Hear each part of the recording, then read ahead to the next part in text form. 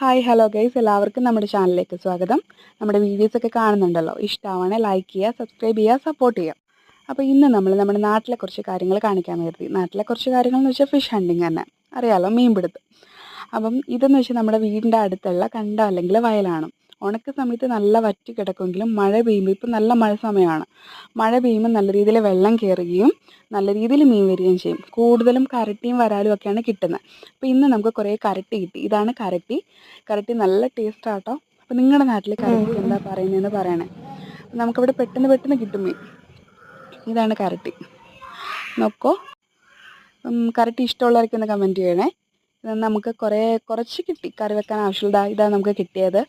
വരാലൊന്നും ഒന്നും കിട്ടിയില്ല, കരട്ടിയാണ് നമുക്ക് കുറേ കിട്ടിയത്. നമ്മളിത് കറിയും വെച്ചു, മുളകിട്ട് കറിയും വെച്ചു, അതുപോലെ തന്നെ വറക്കുകയും ചെയ്തു. നല്ല ടേസ്റ്റാണ്, സൂപ്പർബാണ്. നിങ്ങളൊക്കെ കഴിച്ചിട്ടുണ്ടെങ്കിൽ ഒന്ന് കമൻറ്റ് ചെയ്യണേ. എല്ലാവരും വീഡിയോ ഇഷ്ടമാണെങ്കിൽ ലൈക്ക് ചെയ്യുക, സപ്പോർട്ട്